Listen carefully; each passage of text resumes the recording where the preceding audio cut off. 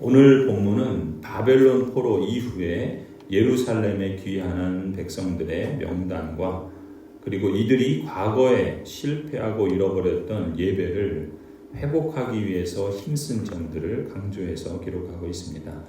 1절을 보면은 먼저 바벨론 제국에게 남유다가 멸망을 당하고 포로 시대의 수치를 당하게 된 것은 한마디로 그들이 배신했기 때문이다 표현하죠. 배신은 무엇에 대한 배신이겠습니까? 언약에 대한 배신입니다. 하나님과 맺은 언약을 깨뜨리고 하나님께 불순종한 배신. 그 배신은 언약 백성이 망하는 일을 겪고 또한 포로의 수치를 당하는 일을 초래했던 것이죠. 그런데 하나님께서는 은혜를 베푸셔서 새로운 역사를 이루어 가시죠. 2절에 보면은 포로를 이제 70여 년 동안 보내고 포로 이후에 예루살렘으로 다시 돌아와서 정착하는 사람들을 기록하고 있습니다. 2절에 맨 처음으로 자기들의 성읍 소유지에 돌아와서 살림을 시작한 사람들은 이스라엘 사람과 제사장과 레위 사람과 성전 막일꾼들이다 기록합니다. 바벨론 포로에서 돌아와서 예루살렘에 정착한 사람들은 네 그룹의 사람들이라는 것이죠.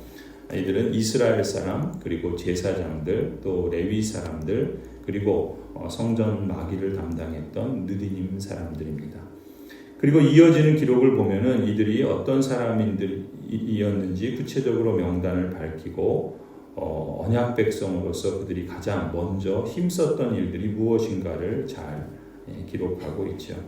3절에 보면은 유다 자손, 베냐민 자손, 그리고 에브라임과 므낫세의 자손 가운데서 예루살렘에 자리 잡은 사람은 다음과 같다. 이렇게 시작하죠.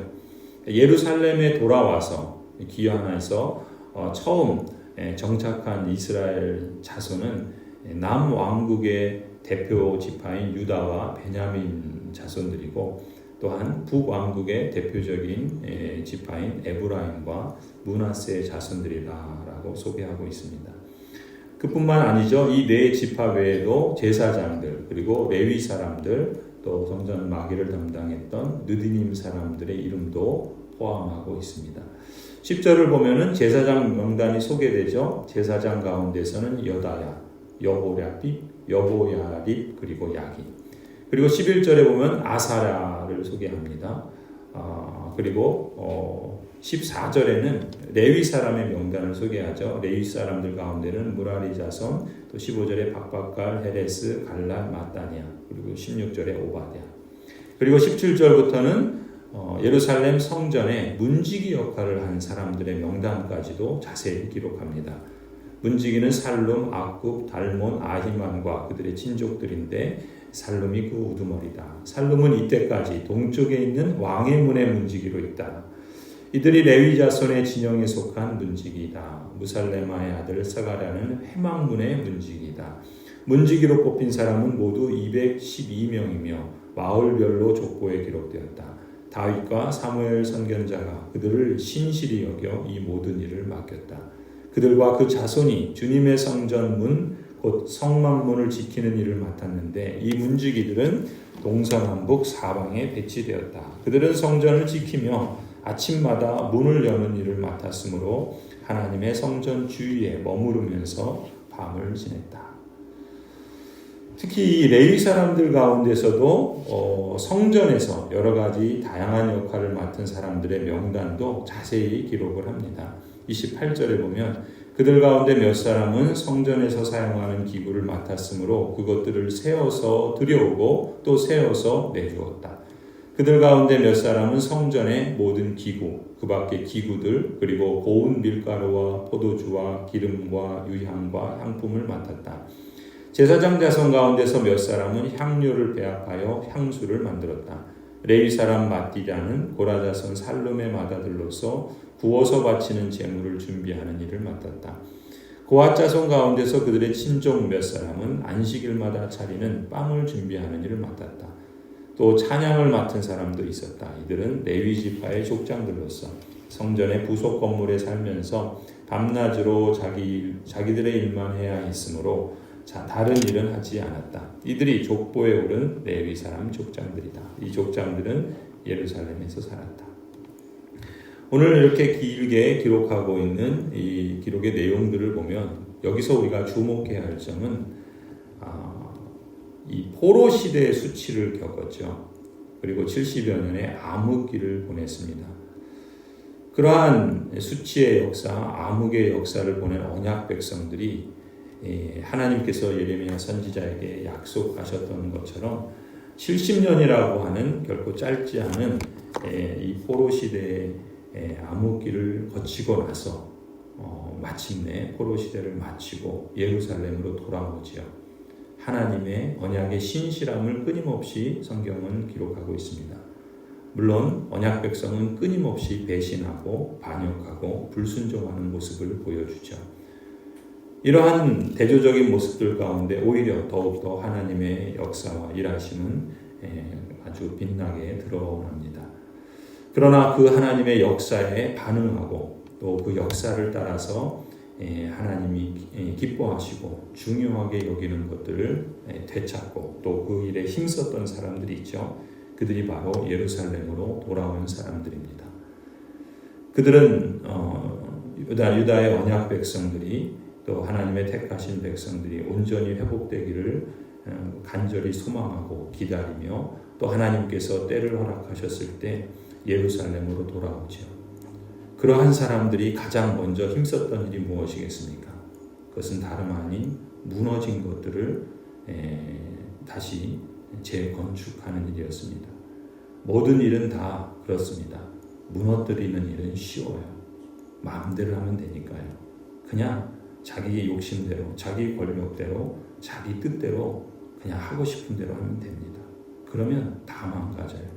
무너지는 것은 수십 년, 수백 년 쌓아온 것을 하루아침에도 망가뜨릴 수 있습니다. 무너뜨리는 것은 매우 쉬운 일이죠. 그러나 세우는 일은 결코 쉽지 않습니다. 시간이 걸리고 또 한마음이 필요하고 또 꾸준함이 요청됩니다. 예루살렘으로 돌아와서 이제 이들이 가장 먼저 힘썼던 것은 무너진 성전을 재건축하는 일이었습니다. 물리적 성전을 건축하는 것보다 더 중요한 것은 무너진 마음, 깨어진 관계, 그리고 잃어버린 하나님에 대한 신실함과 언약에 대한 배신을 다시금 순종으로 일으켜 세우는 일이었습니다.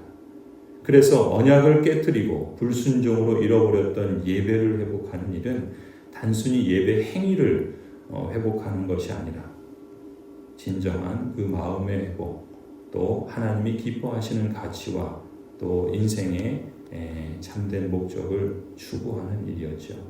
바로 포로 후에 돌아온 사람들이 이 일을 힘썼다라는 것을 오늘 역대상에서는 이러한 다양한 사람들이 무엇에 힘썼는가, 무엇보다 예배를 회복하는 일들이었다라는 점을 강조해서 기록하고 있는 것이죠. 성전 제사를 주관하는 제사장들, 또 성전 문을 지키는 레위인들, 또 성전 기구와 성전에서 드릴 제물과 빵을 맡은 그러한 사람들, 또 성전을 담당하는 사람들, 또 심지어 성전에 다양한 막일들을 하는 그러한 사람들조차도 사람들이 생각하는 이 세상이 중요하게 여기는 지위나 명예나 권력이나 부가 아니라 그들이 하나님의 그 성전을 그리고 예배를 회복하는 일을 누구나 할 것 없이 한마음이 되어서 각기 다양한 자리에서 맡은 다양한 역할들을 성실하게 꾸준하게 감당하는 부분들을 말씀하고 있는 것입니다. 그리고 그 이름들은 어찌 보면 하나님께서 기억하시는 이름들이다라는 것을 오늘 성경은 오늘 우리에게까지 증언하고 있죠. 이렇게 언약 백성들은 예배가 회복되어야 일상이 회복되고 온전해질 수 있다는 것을 알고 또 이 점에 주력했다라는 것이죠. 성도 여러분, 언약 백성들에게 생존과 생계를 위한 일상을 회복하는 일은 하나님을 예배하는 일을 온전히 힘쓸 때 오히려 삶의 우선순위가 정돈이 되고 복잡한 인생사에 그 삶을 하나씩 하나씩 제대로 자리 잡게 하며 그래서 진정한 회복과 발전하는 모습을 나타내도록 한다라는 점을 우리는 기억해야 할 것입니다. 교회 직분자들은 무엇보다 이 점을 깊이 인식해야 하는 사람들입니다. 그리고 누구보다 솔선수범해야 하겠지요. 이러한 열심과 성실함과 꾸준함은 자신과 그 가정의 삶을 온전히 회복하는 데 참된 유익을 줄 것입니다. 그뿐만이 아니죠. 교회 공동체 전체가 삶의 질서를 회복하고 정말 그리스도 안에서 하나님이 약속하시고 또 이미 허락하신 그 온전한 그리고 풍성한 삶을 이루어가는 지름길이 될 것입니다. 배신이 아니라 신실함으로 하나님의 언약을 기억하고 책임 있게 꾸준한 응답으로 언약적 축복을 회복하고 누리는 삶이 우리 모두에게 더욱 충만하고 발전하는 모습을 나타내기를 간절히 축원합니다.